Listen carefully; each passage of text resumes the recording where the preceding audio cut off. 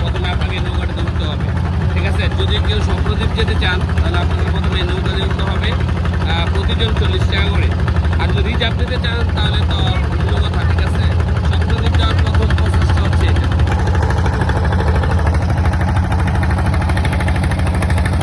স্বপ্নদ্বীপের মেয়েরাও নাচতেছে, কি অবস্থা দেখুন।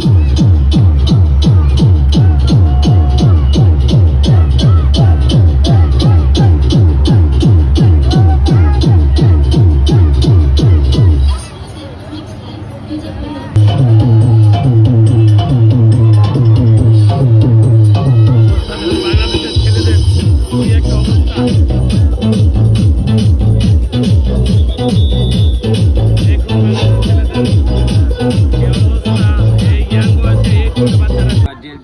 আমরা যে স্বপ্নদ্বীপ এসেছি আজকে, দেখুন আমরা স্বপ্নদ্বীপে আসছি এবং স্বপ্নদ্বীপ ঠিক মেইন গেটটা প্রথমে আমি আপনাদেরকে যদি দেখাই, এখান থেকে আপনাকে নামতে হবে, টলার থেকে নেমে তারপর আপনি টিকিট কাটবেন ফার্স্টে। হ্যাঁ, এবার ঢুকবেন।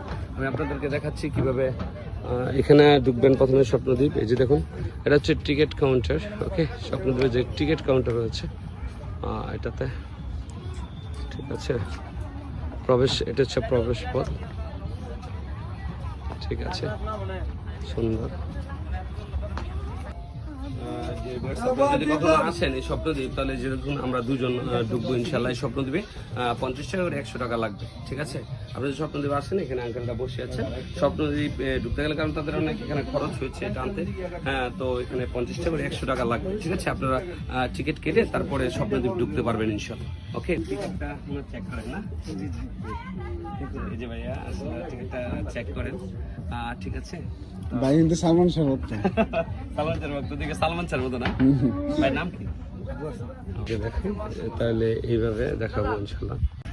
ডিয়ার ভিউয়ার্স, স্বপ্নদ্বীপের এটা হচ্ছে ওয়াটার লিলি, যেটাকে ইংলিশে বলে, আর বাংলা আমাদের জাতীয় যে ফুল শাপলা। স্বপ্নদ্বীপের প্রথমটা আপনি ঢুকতে এটা পাবেন। ঠিক আছে, প্রথমে আপনি এই ফুলটা পাবেন।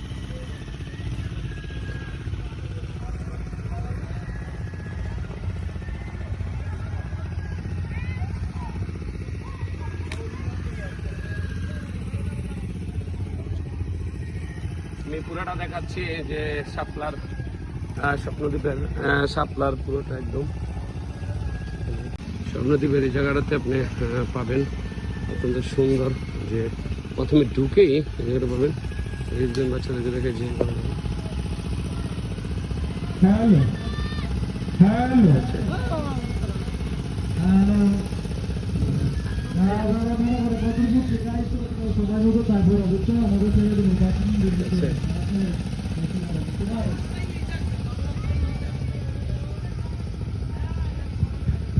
এদিক দিয়ে নদী, সুন্দর একটা পরিবেশ দেখুন।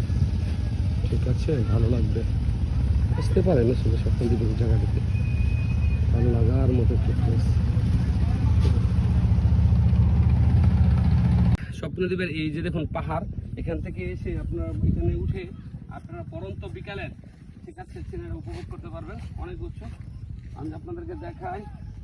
হ্যাঁ, অনেক উচ্চ, দেখুন আপনারা এখান থেকে পুরো ভিউটা, হ্যাঁ, মেঘনা নদীর পুরো ভিউটা আপনারা দেখতে পাবেন, পুরো মেঘনা নদীর ভিউটা। ঠিক আছে,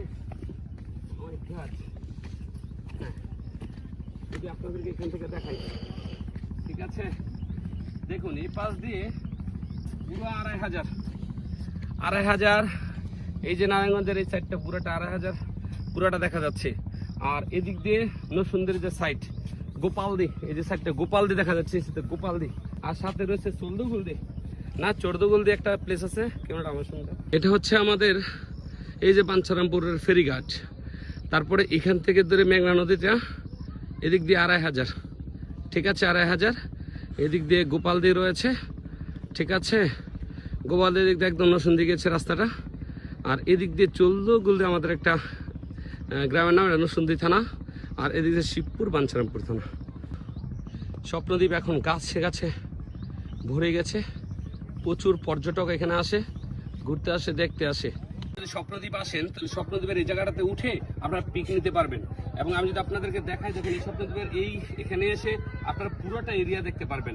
হ্যাঁ পুরাটা এরিয়া, ঠিক আছে। আমি যে আপনাদেরকে দেখাই, ঠিক আছে। দেখুন কতটা সুন্দর। এখানে নারায়ণগঞ্জ থেকে একটা টিম এসেছে, বাইরে খেলছে।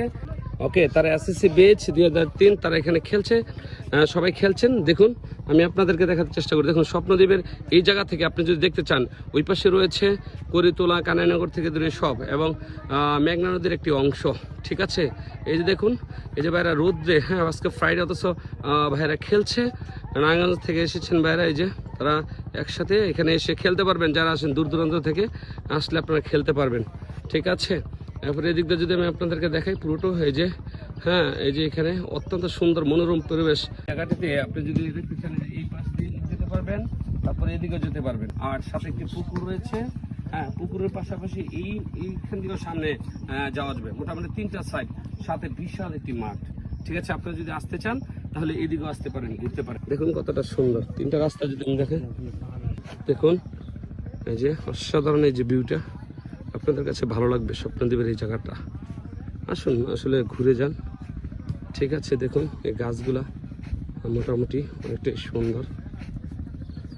স্বপ্নদ্বীপের এই জায়গাটা দেখুন কতটা সুন্দর, শুধু সারি সারি নারকেল গাছ লাগানো, আর এদিক দিয়ে রয়েছে পুকুর, হ্যাঁ অসাধারণ। আর এদিক দিয়ে রয়েছে পাহাড় টিলা, আপনি উঠতে পারবেন। আর এদিক দিয়ে রয়েছে একটা রাস্তা, ঠিক আছে। আপনারা আসলে এদিক দিয়ে ঘুরতে পারেন।